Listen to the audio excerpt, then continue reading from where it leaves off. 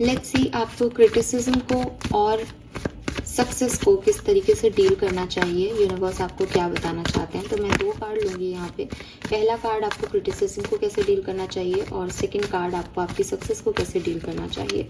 Let's see various. So criticism को आपको S of swords की तरह डील करना चाहिए।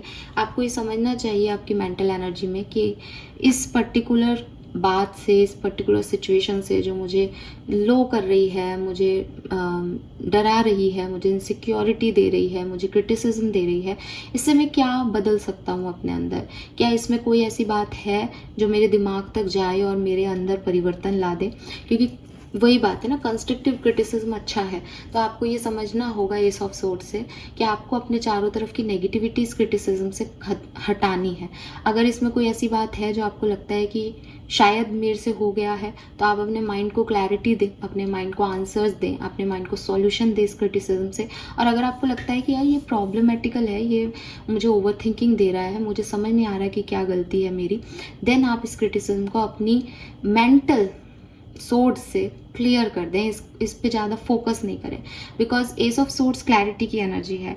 जितना ज़्यादा आप इस सिचुएशन पे जाओगे, ये सिचुएशन आपको उतनी ही तंग करेगी। तो अपने क्रिटिसिज्म से जो हेल्दी चीज़ें हैं वो आप अपने ब्रेन को दें और अपने ब्रेन को शांत करें, अगर उसमें कोई उथल पुथल है तो।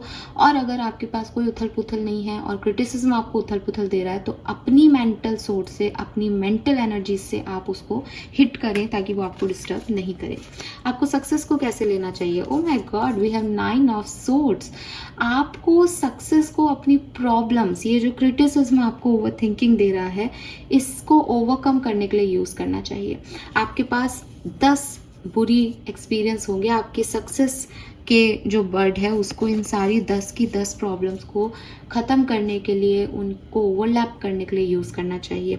आपको अपनी सक्सेस को, अपने आप को एक न्यू आइडेंटिटी देने को यूज़ करना चाहिए। आपको अपनी सक्सेस को ये बताने के लिए अपने आप को यूज़ करना चाहिए कि मेरा कितना बुरा टाइम था, मैं एक दिन रो रहा था रात को, मुझे नींद नहीं आ रही थी और आज देखो मैंने ये अचीव कर लिया।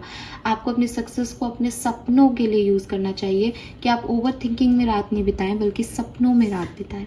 सो यूनिवर्स आपको कह रहे हैं कि आपको जो भी नेगेटिविटी है, जब नेगेटिविटी आपको अटैक करे तो आपको उसको क्लियर करना है अपनी मेंटल एनालिसिस से, और जब आपको पॉजिटिविटी मिले तो उसके थ्रू भी आप अपनी नेगेटिविटी को रिमूव कर दें।